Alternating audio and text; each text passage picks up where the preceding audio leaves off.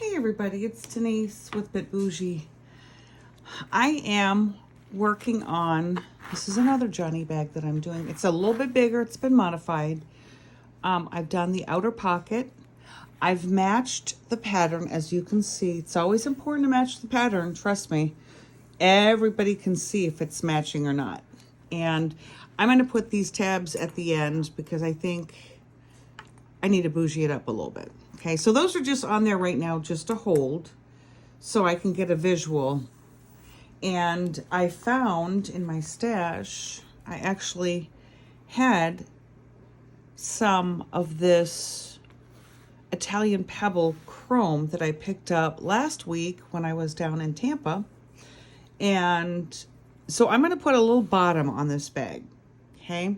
So I've measured it really just to fit where my gusset's going to be. And I'm not going all the way to the end. There's no need to, because it's just going to be super thick. So I'm just going to leave it maybe a quarter, looks like about 1/8 of an inch from the outer side. And I measured 2 inches in. So that's where I'm going to put these tabs. And this is where I'm going to put the feet on, like that, okay? But let's say you don't have a skiver. I have the NP4, but say you don't have it, okay? We can work without it. I'm gonna just kind of burn off the little furs that are on the end. Be careful that you don't burn the leather, because that does happen, that you get it a little bit black. See, here's the little bit of fur. So we're just gonna burn that off.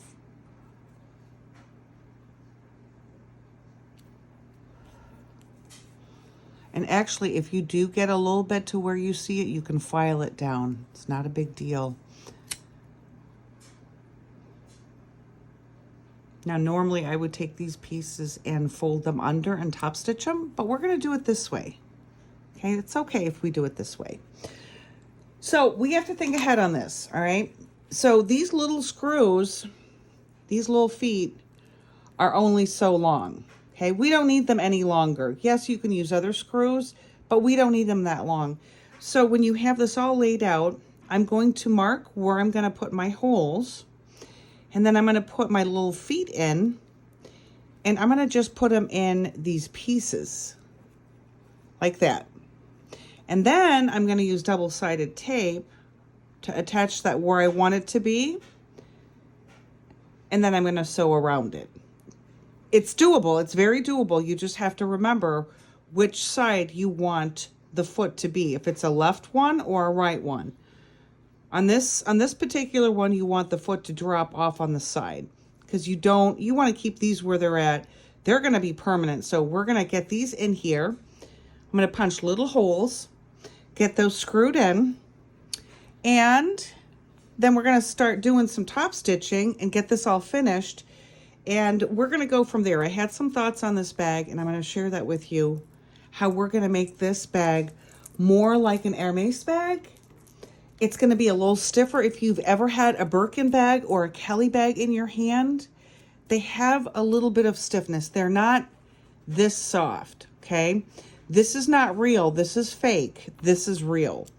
But this here, I want to make sure it stays more like a box, because the front closure, I'm going to do something a little fancier on this one, because the whole point of January was to see how many different types of Johnny bags we can do with one pattern. And we can just keep modifying and modifying, and we probably could make, I don't know, 50 bags if we had that time. And we put a bunch of people together in a room. I'm sure we can all come up with different kinds of bags. So let me go, and I'm going to put holes in here, and I will videotape how I'm going to put this together. And then we'll go to the inside of this structure, and we are going to take the lining and put it all together, but make it nice and stiff. So that's what we're going to do today.